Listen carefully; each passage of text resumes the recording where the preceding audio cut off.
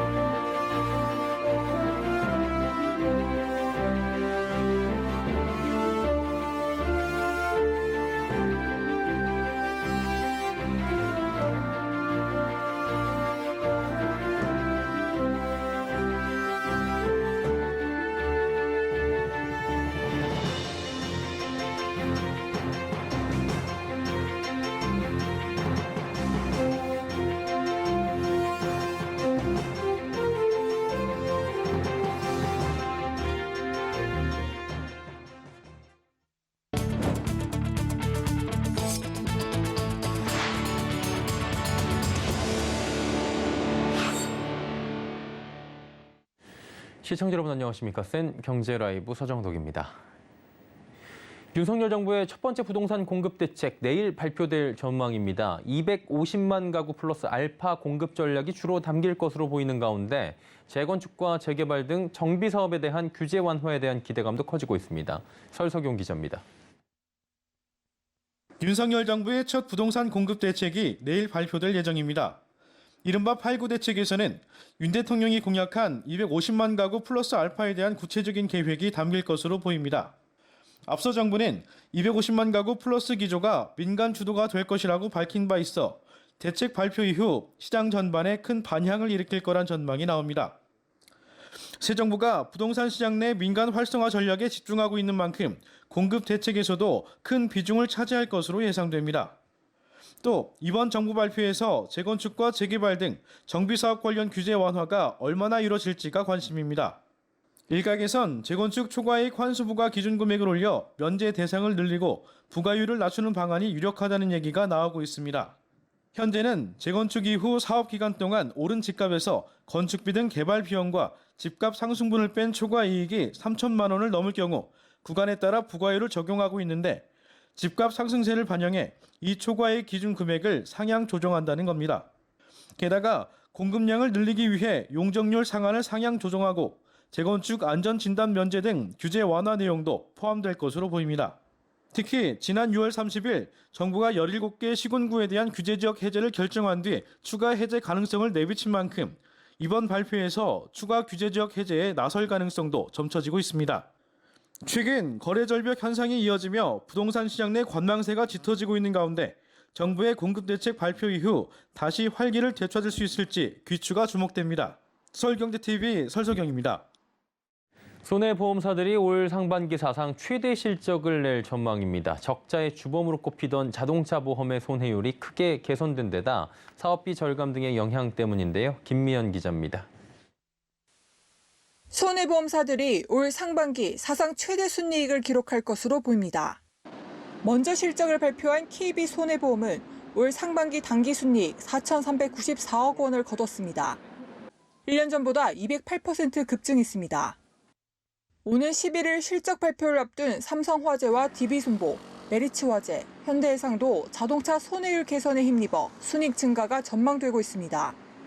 업계에 따르면 이들 대형 손보사 5곳의 상반기 자동차 손해율은 70% 중반대로 1년 전보다 2에서 3% 개선된 것으로 나타났습니다. 손보업계는 이미 1분기에도 이런 자동차 손해율 개선 영향으로 전년 대비 50% 증가한 1조 223억 원의 당기 순이익을 냈습니다. 역대 최대 실적을 냈던 지난해 업계의 전체 당기 순이익의 절반 가까운 수준입니다. 손보사의 1분기 자동차 손해율은 76.3%, 코로나 변이 확산으로 인한 차량 이동 감소와 안전속도 규제 시행 영향으로 지난해 말보다 6.6%포인트 내렸습니다. 대면 판매 감소 등에 따른 사업비 절감도 이유로 꼽힙니다. 금융통계정보 시스템에 따르면 보유 보험료에서 사업비가 차지하는 비중을 나타내는 순사업 비율은 지난해 말 21.1%에서 올 1분기 18.7%로 감소했습니다. 이제 설계사분들 수수료 관련한 게 영업이 이제 초년도에 수수료가 많이 나가게끔 되어 있는 구조인데 장기보험은 근데 이게 이제 적게 나가다 보니까 영업이 좀 덜 되고 그래서 이제 사업비 관련된 부분은 좀 줄었을 수는 있는 거죠. 이외에도 백내장 시술 실손보험금 지급 심사 강화로 2분기부터 손보사가 지급한 보험금 액수가 큰 폭 감소한 점도 상반기 실적 상승 전망에 힘을 보태고 있습니다. 서울경제TV 김미연입니다. 올 하반기 예비 청약자들이 금리 인상에 따른 이자 부담 증가를 가장 크게 걱정한다는 설문 결과가 나왔습니다. 부동산 앱 직방에 따르면 지난달 18일부터 이달 1일까지 앱 접속자 1,324명을 대상으로 실시한 설문조사에서 청약을 계획하고 있는 응답자 988명 중 39.1%가 금리 인상으로 인한 이자 부담 증가를 걱정하는 것으로 나타났습니다. 다음으로는 청약 가점, 높은 경쟁률 등으로 인한 낮은 당첨 확률, 또 분양가 상한제 개편에 따른 분양가 인상 우려, 관심 지역 분양단지 부족 등이 그 뒤를 이었습니다. 특히 이번 설문 결과를 보면 이자 부담으로 인해 공공임대로 관심을 돌리는 수요자도 많은 것으로 분석됩니다. 분양가 상한제 개편안과 금리 인상 등에 따른 계획 변경을 묻는 질문에 전체 응답자 중 38.9%가 민간, 공공, 임대 등 청약 유형 변경을 고려 중이라 답했습니다. 현대차그룹이 친환경차 시장에 진입한 지 13년 만에 국내 시장에서 누적 100만 대 고지를 돌파했습니다. 친환경차 수요가 늘어나는 추세여서 판매량 증가세는 더욱 가팔라질 것으로 관측되는데요. 서지은 기자입니다. 오늘 현대차그룹에 따르면 국내 현대차, 기아의 친환경차 누적 판매량은 102만 3,484대. 지난 2009년 7월 아반떼 LPI 하이브리드를 출시한 지 13년 만에 친환경차 판매 100만 대를 돌파했습니다. 국내 누적 판매량이 가장 많은 차종은 현대차 그랜저 하이브리드로 2013년 판매대로 총 18만 3,837대가 팔렸습니다. 하반기 7세대 그랜저가 출시되면 20만 대를 넘어설 것으로 관측됩니다. 기아의 니로 하이브리드는 2016년 출시 이후 6년간 총 12만 6,485대가 팔리며 누적 판매 2위를 기록했습니다. 올해 2세대 풀체인지 모델 출시로 성장세를 이어가는 모습입니다. 이어 현대차 소나타 하이브리드가 3위, 기아 소렌토 하이브리드가 4위를 차지했습니다. 업계에서는 전동화 흐름을 타고 친환경차 판매는 더욱 가팔라질 것이란 관측이 나옵니다. 현대차그룹은 이르면 연내 eGMP를 기반으로 한 전용 전기차의 국내 판매 대수가 10만 대를 넘을 것으로 예상하고 있습니다. 전동화 전환 움직임이 가속화되면서 친환경차 판매가 더욱 늘어날 것으로 기대하고 있습니다. 이에 맞춰 우수한 상품성을 갖춘 신차를 지속 출시해 나갈 계획입니다. 다음 달 현대차는 첫 세단형 전기차 아이오닉 6를 출시할 예정입니다. 연내에는 기아의 고성능 전기차 EV6 GT 출시가 예정돼 있고 내년 4월에는 기아의 대형 전기 SUV EV9이 판매될 예정입니다. 서울경제TV 서지은입니다. 코로나19 재확산에 항공 취소가 잇따르며 성수기의 수해가 기대됐던 항공우주가 최근 다시 하락하고 있습니다. 오늘 대한항공은 전거래일 대비 0.39% 내린 25,650원의 거래를 마감했습니다. 아시아나항공은 0.33%, 티웨이홀딩스도 1.22% 각각 하락했는데요. 감염병뿐만 아니라 유가급 등의 항공사들의 유류비가 증가하고 있고 높은 환율로 여행 비용이 늘어나 수요 위축 우려가 커졌기 때문입니다. 하지만 최근 국제 유가가 한 달 새 11%나 하락했고 국제 여객 이용객 수가 전주 대비 3.7% 증가해 항공기 가격을 유지할 수 있다면 4분기 주가 반등이 기대된다는 분석도 나옵니다.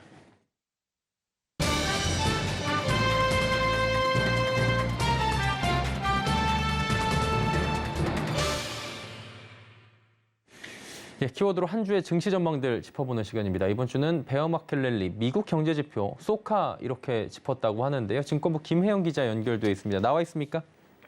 네, 증권부 김혜영입니다. 베어마켓 랠리다, 안도 랠리다 지금 의견이 분분한 것 같은데 일단 증권가의 지금 현재 분석은 어떤 겁니까? 네, 추락하던 국내 증시가 최근 한 달 새 반등에 성공하며 코스피가 2,500선 재탈환을 목전에 두고 있습니다. 일단 증권가는 베어마켓 랠리로 평가하고 있는데요. 주식시장이 단기 바닥은 확인했다라는 평가지만 고물가와 긴축 부담이 여전히 시장을 짓누르고 있어서 주가 반등은 제한적이란 전망입니다. 특히 향후 지수에 대한 상승 속도는 둔화될 것으로 내다보고 있는데요. 이 가운데 오늘 코스피는 0.09% 오른 2,493선에 마감했습니다. 눈에 띄는 부분은 외국인의 자금이 8거래일째 유입됐다라는 겁니다. 향후 증권가에서는 외국인 자금의 유입은 유가와 환율 향방에 따라 지속성을 띨 것으로 분석하고 있습니다. 이 가운데 증권가에서는 비중을 확대할 수 있는 눈여겨봐야 하는 업종으로 자동차주와 2차 전지 관련주를 꼽고 있습니다. 지수 상승세는 다소 둔화될 수 있을 것으로 판단을 하고 있습니다. 우선은 지금 나타나고 있는 반등이 순환적인 모습일 거라고 저희는 보고 있고요. 그렇기 때문에 지수는 2,550에서 600 사이에서 상승 속도 좀 둔화되는 움직임으로 갈 것 같다라는 생각이고요. 우리나라 상반기 때 에너지 가격 올라오면서 무역 수지가 좀 악화됐던 것, 그런 것들에 대한 되돌림 성격의 외국인 자금 유입이 아닌가 싶습니다. 그래서 유가가 계속 안정화되어 있는 상태라고 한다면 수급 요인들은 부정적이진 않을 것 같다라는 생각입니다. 예, 그리고 미국 쪽의 경제 지표 봐야 될 것 같은데요. 지난주 금요일에 현지 시간으로 미국 비농업 부분 일자리 수가 52만 8천 개가 늘어난 건데 시장 예상치보다 2배가 넘게 늘었거든요. 깜짝 고용 서프라이즈인데 이것 때문에 주식 시장이 긴장하고 있다고 하는데 관련 소식 전해주시죠. 네, 미국의 7월 고용 지표가 시장의 예상치를 크게 웃돌았습니다. 잘 나와도 너무 잘 나왔다 이런 이야기가 나오는데요. 이 때문에 연준이 공격적인 긴축을 단행할 수 있다라는 우려가 증권가에 퍼지고 있습니다. 월가에서는 9월 FOMC 회의에서도 0.75%포인트의 금리 인상을 예상하고 있는데요. 견고한 고용시장에 연준이 경기 둔화에 대한 부담을 덜고 오히려 물가 잡기에 집중할 것이다라는 분석 나오고 있습니다. 결국 6월과 7월에 이어 오는 9월까지 세 차례 연속 자이언트 스텝을 단행할 것으로 예고가 되고 있습니다. 고용 지표가 나오면서 상당히 연준의 강한 긴축에 대한 의지를 또 한번 시장을 다시 한번 확인을 한 부분이 없잖아 있는 것 같고. 예, 그리고 연준이 3번 연속 0.75%포인트 금리 인상, 이른바 자이언트 스텝을 할 것이냐 말 것이냐 보는 또 다른 지표가 이번 주에 나온다고 하는데 이 부분도 짚어주시죠. 네, 이번 주 시장의 가장 큰 관심사는 미국의 7월 소비자 물가지수 CPI 발표입니다. 우리 시간으로는 수요일 밤 발표가 되는데요. 미국의 고용 서프라이즈에 긴축 우려가 상당히 커진 부분들이 있다라고 앞서 짚어드렸는데 이 때문에 CPI의 중요성이 더욱 커진 상태입니다. 향후 연준이 금리를 얼마나 올릴지 그 폭과 기조를 가늠해 볼 수 있는 가늠자, 힌트의 역할을 이 CPI가 할 것으로 보이는데요. 연준의 금리 인상 목표는 사실상 인플레이션 억제와 맞닿아 있습니다. 결국 연준이 고물가 추세를 다시 한번 확인한다면 자이언트 스텝은 불가피하게 되는 거죠. 월가에서는 7월 CPI가 8.7%를 기록할 것으로 현재 내다보고 있는데 이를 상회할지 혹은 하회할지 이후에 연준에서 이와 관련된 코멘트가 나오는지 여부를 잘 챙겨봐야겠습니다. 예, CPI 관련된 얘기해봤고요. 국내 시장으로 다시 돌아와서 공모주 시장 이야기 마지막으로 나눠봅니다. 이번 주에 하반기 IPO 시장에 대어로 꼽히고 있는 소카의 일반 청약이 진행이 된다고 하는데 현황이 어떻습니까? 네, 소카가 상장 철회냐 강행이냐 그 기로에 섰습니다. 앞서 기관 수요일 측에서 부진한 성적표를 받아들였기 때문인데요. 기관 경쟁률이 100대 1에도 채 미치지 못했습니다. 당초 소카가 제시한 공모가 희망 범위는 34,000원에서 45,000원인데요. 참여한 기관의 다수가 희망 공모가 범위 하단에 미치지 못하는 가격을 적어낸 것으로 알려졌습니다. 그만큼 가격 메리트가 없다는 이야기죠. 결국 소카가 오는 10일에서 11일로 예정된 일반 청약을 기약하려면 공모가를 낮춰야 할 것으로 전망되고 있습니다.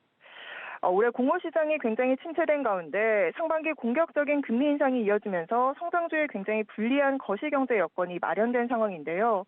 특히나 소카의 경우 앞서서 몸값 고평가 논란이 있었기 때문에 시장에서 분위기를 굉장히 예의주시하고 있습니다.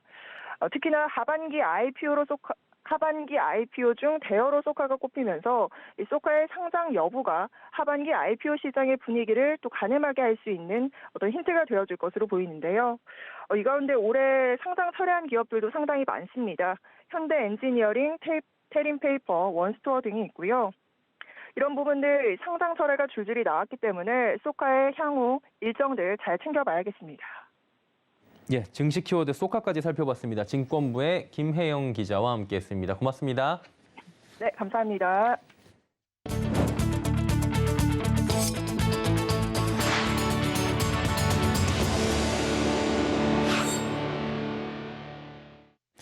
개인 투자자들이 주식시장을 떠나 상대적으로 안정적 수익을 보장하는 채권 투자로 눈을 돌리고 있습니다. 증권사들도 이에 발맞춰 채권 투자 장벽을 낮추고 다양한 채권 판매에 나서고 있다고 하는데요. 최민정 기자가 전해드립니다.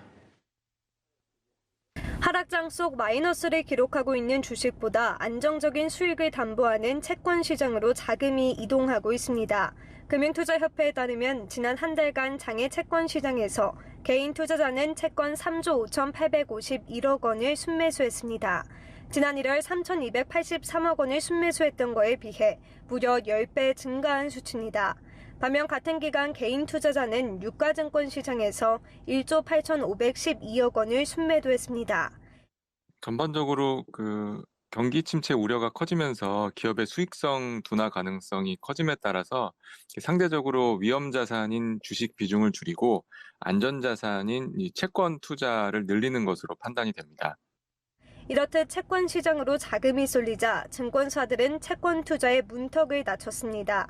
과거에는 고액 자산가를 중심으로 지점에서 채권을 판매했지만 최근에는 MTS를 통해 단돈 1,000원으로도 채권 투자를 가능하게 하는 등 투자 접근성을 높였습니다.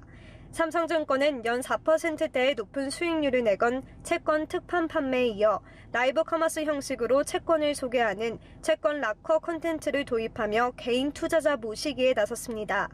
NH투자증권 또한 최근 애플과 아마존, 비자 등 미국 회사채 중개 업무를 시작했고 KB증권도 올해 브라질 국제매매 서비스를 개시하며 채권의 다변화를 꾀하고 있습니다. 투자자들의 관심이 채권으로 쏠리고 있는 상황 속 증권사들은 앞으로 더욱 다양한 방식으로 채권 판매에 나선다는 방침입니다. 서울경제TV 최민정입니다. 지난해 전면 재택근무를 시행했던 게임사가 코로나19 재확산 국면에서도 출근을 지향하는 분위기입니다. 3N이라 불리는 이른바 게임사 넥슨과 넷마블, NC소프트는 지난 6월부터 재택근무를 종료하고 정상 출근을 시행하고 있습니다. 신호등색으로 코로나 재택 여부를 판단하는 위메이드도 현재 노란불로 출근을 우선시하는 분위기입니다. 넥슨의 히트2와 NC소프트 TL 등 게임사들이 하반기 신작 출시를 앞두고 있어 정상 출근을 유지하고 있다는 분석이 나옵니다. 게임업계 관계자에 따르면 아무래도 게임을 제작하는 데 많은 부서가 긴밀하게 협업해야 하다 보니 재택보단 출근하는 분위기라고 설명했습니다.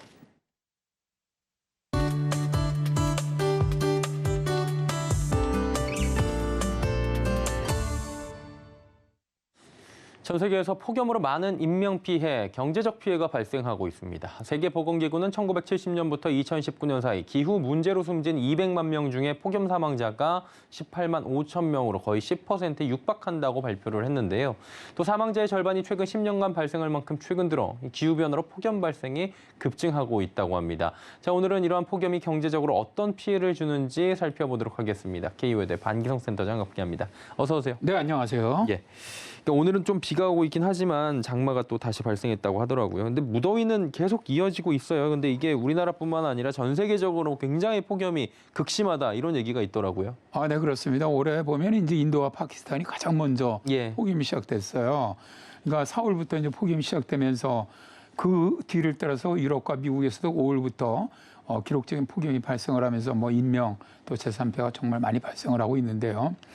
자, 인도 기상청은 인도 중부의 4월 평균 최고 기온이 37.78도, 북서부 지역은 35.9도로 평년보다 거의 3.35도 가까이 높아서 1901년 기상관측 시작한 이래 121년 만에 4월 최고 기온을 나타냈다.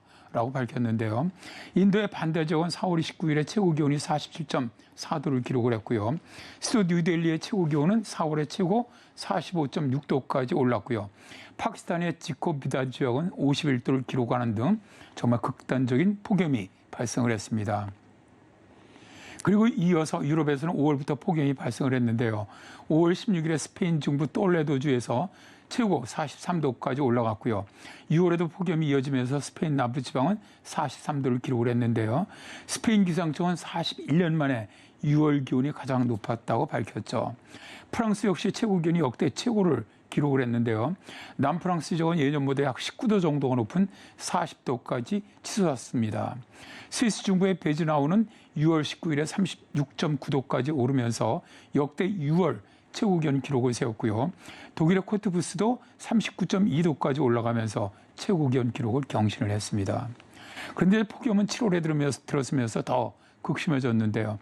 프랑스 낭뜨 같은 경우 42도까지 기온이 오르면서 최고 기온 기록을 갱신했고요. 스페인과 포르투갈은 40도가 넘는 이상 폭염이 일주일 이상 지속되면서 온열질환으로 인한 사망자가 7월 18일까지 1,300명에 달했습니다. 미국도 5월부터 평년에 비해 10도 이상 높은 고온현상이 발생을 했는데 6월에 들어와서 더 극심한 폭염이 발생을 하면서 애리조나 피닉스에서는 최고 45.5도를 넘었고요. 세계에서 가장 더운 곳 중 하나인 캘리포니아의 데스밸리는 무려 50도를 기록을 했습니다.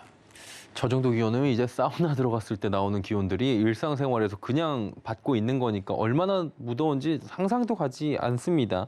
우리나라를 살펴보면 서울이 가장 더웠던 시기가 2018년도에 무려 39.6도였습니다. 뭐 40도에서 50도까지 이게 올라가면 어느 정도인지 모르겠는데 이 부분은 참 진짜 많은 분들이 궁금해하실 것 같아요. 일단 이번에 이제 폭염이 발생을 했던 이제 독일이라든가 이제 프랑스 북부 지역이라든가 이런 데는 대개 이제 남유럽 지역을 제외하고 서유럽 이쪽으로는 서한해양성교입니다. 그러니까 이게 그렇게 덥지가 않아요. 그래서 이쪽 지역에서는 에어컨을 많이 갖고 있지 않았어요. 예전에는. 최근에 이제 폭염이 자주 발생하면서 에어컨도 많이 발생하고 있는데 특히 영국 같은 경우는 또 이 프랑스라든가 독일보다도 더 북쪽에 있기 때문에 특히 해양 옆에 있기 때문에 에어컨을 가지고 있는 이 소유한 가정이 런던 같은 경우도 5%가 채 안 된다고 합니다. 그런데 폭염이 오게 되면 이게 정말 이제 대처하기 어려운 거죠. 서울이 39.6도가 최고였는데 이 지역이 40도가 넘어간다면 못 견디는 겁니다. 그렇죠. 그러니까 건강뿐만 아니라 경제적으로도 아주 손실이 커지는 것이죠. 자, 이렇게 이제 폭염이 발생하면 가장 먼저 발생하는 것이 가뭄입니다. 올해도 심각한 가뭄이 유럽과 미국, 남미를 휩쓸고 있는데요. 유럽에서는 지난 한 세기 동안 45건의 주요 가뭄 사건이 발생하면서 수백만 명의 사람들이 피해를 입었고 278억 달러 이상의 경제적 손실을 입었고요. 오늘날 유럽연합 내 연평균 국토 면적의 15%, 또 인구의 17%가 가뭄의 영향을 받고 있습니다. 미국에서는 지난 세기에 걸쳐 가뭄으로 인한 농작물 흉작과 기타 경제적 손실이 총 수천억 달러에 달했는데요. 또 가뭄의 영향을 심하게 받은 지역에 아시아가 있습니다. 14억 명 이상의 사람들이 2000년부터 2019년까지 가뭄의 영향을 받았는데요. 극심한 가뭄의 영향은 인도의 국내 총생산을 2에서 5% 감소를 시켰고요. 호주의 대가뭄으로 2002년부터 2010년까지 총 농업 생산성이 18%가 감소를 했습니다. 기후변화는 특히 급속한 인구 증가, 취약한 인구, 식량 안전에 대한 도전을 가진 많은 취약한 지역에서 가뭄의 위협을 증가시킬 것으로 예상되고 있는데요. 유엔 사막화 방지 협약은 지구 온난화가 2100년까지 섭씨 3도에 이른다면 가뭄 손실은 오늘날보다 5배가 더 커질 것이며 지중해 유럽의 대서양 지역에서 가장 크게 가뭄 피해가 늘어날 것으로 예상을 하고 있습니다. 유럽연합과 영국에서 가뭄으로 인한 연간 손실은 현재 약 90억 유로로 추정이 되고 있는데 650억 유로 이상으로 증가할 것이라는 겁니다. 올여름에 이어지고 있는 이러한 이상 폭염을 고려해 본다면 식량에도 굉장히 큰 문제가 있을 것 같은데 이 부분 어떻습니까? 그렇습니다. 이제 폭염이 이어지게 되면 당장 식량 생산이 줄어들게 되죠. 올해 4월 인도의 폭염으로 밀 생산량이 줄어들면서 인도 정부는 5월부터 식량 수출을 중단을 시켰고요.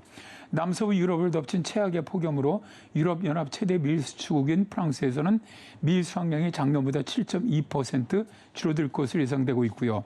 이탈리아의 포강력의 가뭄과 폭염으로 식량 생산이 대폭 줄어드는 등 전 세계 밀의 17.6%를 생산하는 유럽연합도 밀 수확량이 전년에 비해서 500만 톤 정도 줄어들 것으로 예상을 했습니다. 근데 이게 밀뿐만이 아니죠. 옥수수라든가 올리브 등의 수확도 줄어들고요. 또 미국이라든가 남미, 아르헨티나, 브라질도 폭염, 가뭄으로 인해서 콩이라든가 옥수수, 밀 생산량이 대폭 줄어들었습니다. 또 폭염으로 인해 발생하는 기후 현상의 대형 산불이 있습니다. 올해도 유럽의 포르투갈, 스페인, 프랑스, 영국에 대형 산불이 발생을 했고요. 미국도 6월부터 대형 산불이 발생하면서 피해 면적이 아주 크게 늘어나고 있는데요. 7월 13일까지 미국에서는 13개 주에서 대형 화재 85건이 발생을 했고 300만 에이커 이상이 대형 산불로 뒤덮였습니다. 보통 미 서부 지역에 대형 산불이 발생하면 약 15조 원 정도의 경제적 피해가 발생을 하니까 대형 산불로 인한 직접 피해와 함께 대기 오염물질 배출로 인한 건강 비용까지 정말 매우 크다고 봐야 되겠죠. 그리고 폭염이 부른 나비 효과로 미국 일러스턴 국립공원에 발생한 대형 홍수, 또 시카고 지역의 대형 토네이도 등으로 인한 경제적 피해도 많이 발생하고 있습니다. 오늘은 폭염의 경제적 피해에 대해서 하나하나 짚어봤습니다. K웨더의 반기성 센터장이었습니다. 고맙습니다. 네, 감사합니다.